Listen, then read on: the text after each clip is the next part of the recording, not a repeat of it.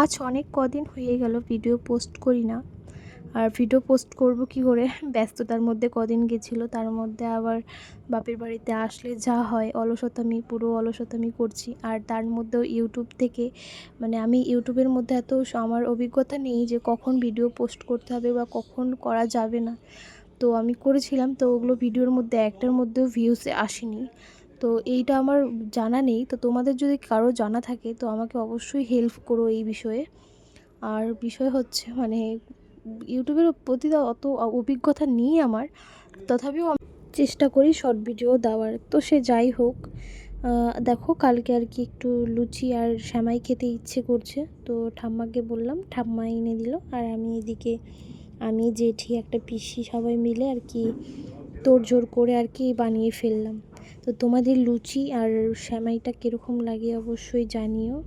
তো আজকের জন্য টাটা, বাই বাই, ভালো থেকো, অন্য ভিডিওতে দেখা হবে।